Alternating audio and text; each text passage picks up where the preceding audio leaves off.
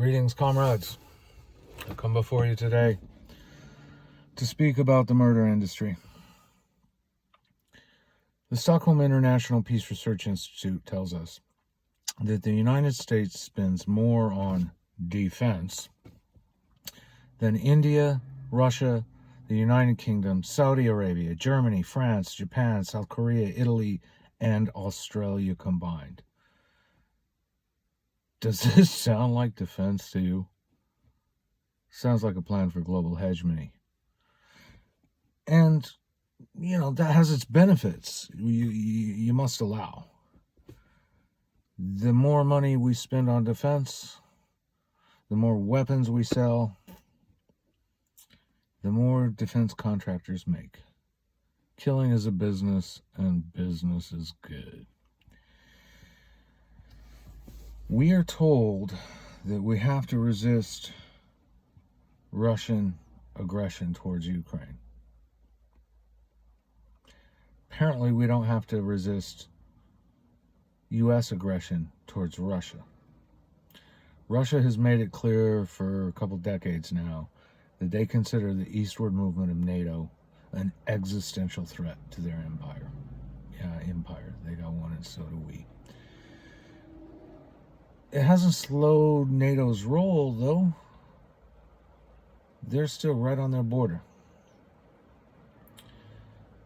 The U.S. defense industry has nothing to do with defense.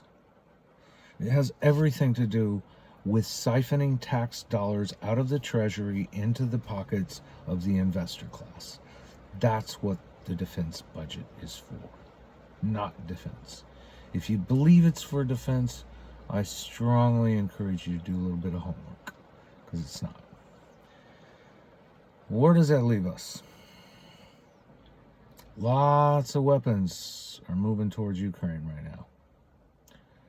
Do any of you believe that Ukraine is really going to be able to resist Russian firepower? Russia can level Ukraine. And the longer the battle goes, the more Ukrainians are going to die. I understand the temptation to want to resist the Outlander, the outsider who's coming in to take over your land. Respect, Ukrainian people, respect. You're fighting back. Resistance is futile. The only resistance that matters is intellectual resistance. Stop swallowing the bullshit. The war in Ukraine is just business. The defense industry is just business. And the people in this business do not give a fuck about you. They do not give a fuck about the Ukrainian people or about humanity at large. All of us are facing an existential crisis in climate change. And one of the main factors contributing to that is the defense industry. What you gonna do? You gonna keep swallowing this bullshit they're trying to sell you? Or are you gonna resist? I'm not saying you need to go to the streets. I'm saying stop believing it. Stop arguing the issues on their terms. Oh, Putin's a bad man, he's invaded, we have to do this, This is a pretext. It's not real. It's just a means for making money. We had to invade Iraq because Saddam Hussein was such a bad man. We did business with Saddam Hussein for years. You can go find the pictures of him shaking hands with Rumsfeld online. We were buddy-buddy when he was bombing the Kurds in his own country with poison gas. We don't have a problem with bad men. Ask Suharto. Or look at our relationship with Suharto or Marcos or Papa Doc Duvalier or Baby Doc Duvalier or, any number of brutal dictators, Pinochet, name it. The United States doesn't have a problem with brutal dictators. But U.S. corporations know how to make a lot of money dealing weapons. No.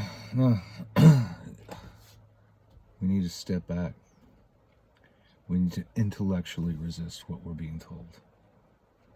And people who want to go and fight and die so that the investor class can make more money, y'all people are being suckered into a game that has no respect for you,